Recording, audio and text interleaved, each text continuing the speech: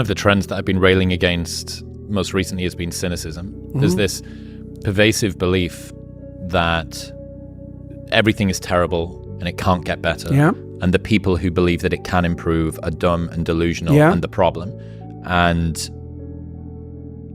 I don't know where it comes from. I don't like it. Well, it's the beginning of wisdom, cynicism. This is part of the reason why it's hard to combat, because people start out naive. And naive people are optimistic, but not really. They're just naive. And naive people have no idea that there's, say, malevolence in the world. They have no idea that there's malevolence in their own heart. They're sheltered and dependent. And when that breaks, it often breaks into cynicism. And so cynicism is actually an improvement. As the veils have fallen from your eyes. Exactly. The problem with cynicism is that, especially if it's allied with a kind of arrogance, is that you can end there. And that's a big mistake. So then the question becomes, well, once you've been bitten hard and you're no longer naive, well, that is very hard on your optimism, let's say. So then the question is, how do you restore that without reverting to the naivety, which you can't do anyways without blinding yourself once you've been bitten? And the answer to that is you substitute courage for naivety, and you regain your optimism as a moral imperative, right? So one of the things you might ask yourself is, well, if the future is likely to be catastrophic in a variety of different ways, which is definitely the case, both socially and personally, then what attitude should you bring to bear on that? And the answer might be, well, if you were courageous and faithful, and I can explain what that means, then you would conduct yourself in a manner that met the future head on, with the presumption that you can manage it. And this is the presumption we should bring to bear politically. Now, the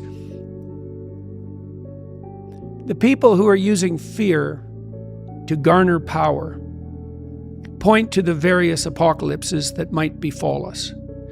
And it's difficult to counter them because the future is always an apocalyptic horizon. Like, everything can fall apart and has before and might well again and will, in fact, in your life as you age and die. And so it's very easy to conjure up an apocalypse. Then the question becomes not, is that apocalypse potentially real? Because the answer to that is yes, but what attitude should you have towards that? Naive, that's not good. Cynical, that's better, but it's still not good. It's another form of hell, and it also tends to make the potential apocalypses more likely. Well, so what do you have when you move beyond cynicism? And what you have when you move beyond cynicism is wisdom. And that's not naive, it's courageous. And one of the things that religious people have done relatively badly, especially in recent years, is they've failed to delineate the relationship between faith and courage. People like Dawkins and the new atheists, they point to faith and they describe it as something like belief in foolish superstitions. But that isn't really what faith in the deepest sense means. It means that you are willing to act out the proposition that you can ride the wave no matter how big it becomes, and that we can all do that together, especially if we do that in goodwill.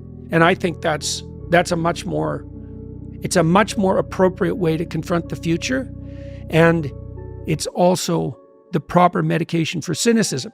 Now, the other thing about cynicism that's interesting too is that cynics aren't cynical enough about their own cynicism, right? Because you can get doubtful enough to start doubting the validity of your own cynicism. It's like, what makes you so smart? What makes you the judge of being? The Columbine kids were like that. They decided that existence itself was unsustainable given its cruelty, and that the proper response was to put up a giant middle finger to men and God, right?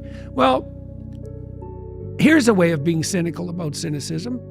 How does your cynicism let you off the hook, right? How does your cynicism justify your desire to avoid necessary responsibility and to pursue your own short-term hedonic gains?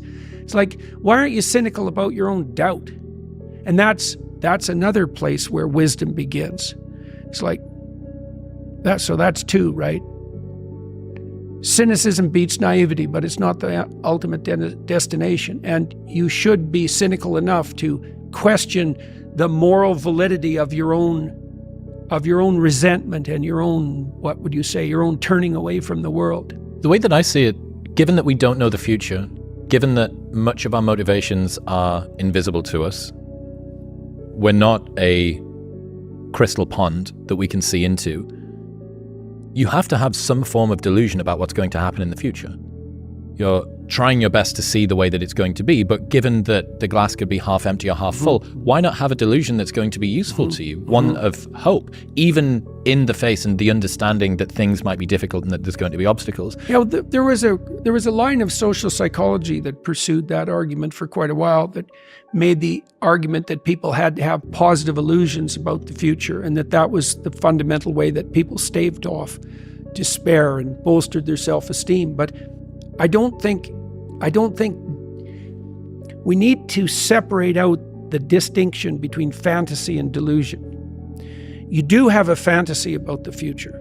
You have to, because like you said, it's not structured. So you have to provisionally map the future. That's what a plan is. Positive That's goal. what a strategy is. Yeah. Right. But that doesn't make it a delusion. Like, it becomes a delusion when the map bears no relationship to the underlying territory.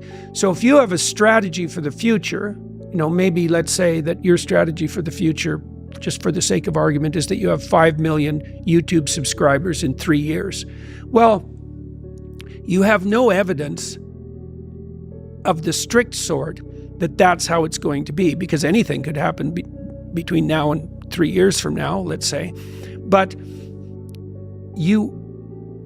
there's no reason to call that a delusion. It's one hypothetically possible path of potential. And then you can make the sacrifices necessary to bring that about. So even though it's a fantasy, because it maps something that isn't there, it's not a delusion.